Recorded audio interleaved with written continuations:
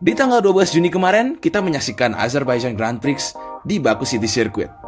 Buat balapan ini, ya gue bakal kasih rating sekitar 6,5 dari 10 ya. Jujur aja sebelum balapan ini, gue berharap balapan ini akan chaos dan dramatik seperti tahun kemarin. Tapi nyatanya, ya nggak sedramatik dan chaos yang gue harapkan ya.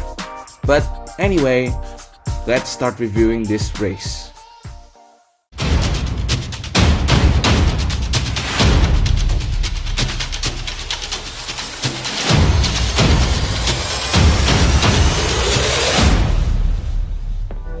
Yang pertama, ada apa dengan Ferrari? Di lap pertama, Charles Leclerc kehilangan posisi pertama dari Checo saat dia lock up di turn 1. Di lap 9, Carlos Sainz mengalami masalah mobil dan terpaksa tidak finish. Lalu muncul virtual safety car dan Charles pit, sedangkan dua Red Bull stay out. Lalu setelah Checo dan Max masuk ke pit untuk ganti ban, Charles Leclerc memimpin balapan. Tetapi semuanya berubah saat lap 20, di mana Charles lagi dan lagi harus DNF karena masalah mesin. Ferrari ya ngelawak untuk 3 race berturut-turut. Nggak cuma Ferrarinya aja, ternyata Guan Yu Zhou, mobil tim Alfa Romeo, yang sedang mengalami balapan yang solid, itu juga harus DNF. Ya lagi dan lagi Zhou apes juga ya. Masalahnya sampai segitu aja? Oh enggak dong. Beberapa lap kemudian, Kevin Magnussen dari tim Haas harus DNF karena masalah mesin juga. Dan ini berarti 4 dari 6 mobil mesin Ferrari DNF, yang berarti tersisa Valtteri Bottas dan Mick Schumacher sebagai survivor dari semua DNF Ferrari ini. Ferrari benar-benar harus cari solusi secepat-cepatnya karena Red Bull semakin kokoh dan perkasa di standings, dan Mercedes juga udah mulai ngejar juga. Apalagi Ferrari dan Charles Leclerc udah dianggap sebagai title contender, jadi udah gak bisa main-main nih mereka. Kedua, streak dari George Russell lanjut. George Russell lagi dan lagi memanfaatkan pembalap yang tidak finish di depannya, yaitu 2 Ferrari, dan ia pun naik ke posisi 3. Sepanjang balapan, ia tetap bertahan di posisi 3 dan meraih podium lagi, dan of course, dia melanjutkan streak top 5-nya.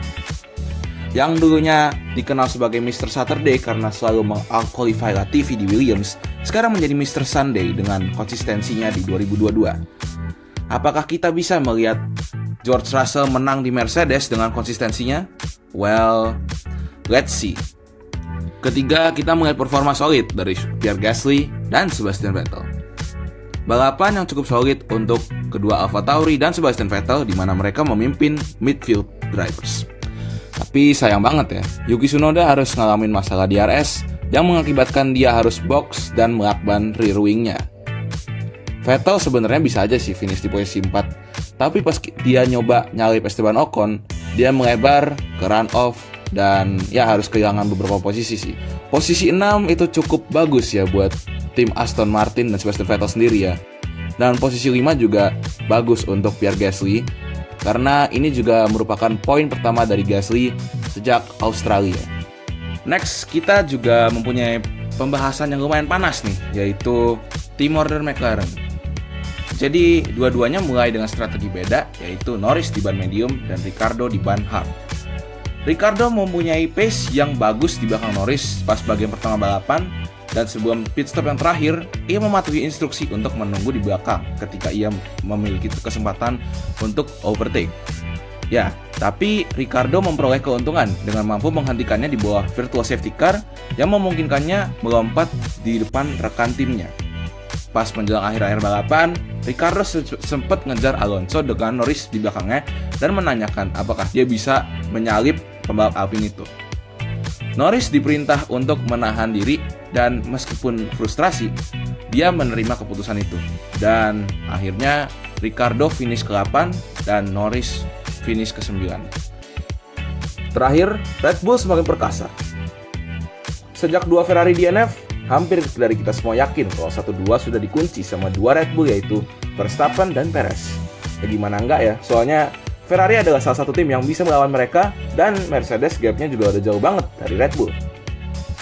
Checo sempat mimpin di awal-awal, jadi balapan bisa dibilang mudah untuk Red Bull dan mereka semakin kokoh di standings. Apalagi mereka juga mengambil maximum points yang bisa diambil di balapan ini. Ya jujur aja menurut gue nggak kebayang karena habis kesusahan di 3 balapan pertama, apalagi Max Verstappen sempat turun di posisi 6 di GP Australia.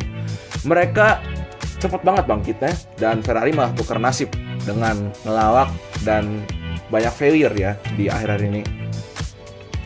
Semoga Ferrari dan Mercedes bisa ngasih perlawanan ke Red Bull biar championship fight-nya makin seru tahun ini.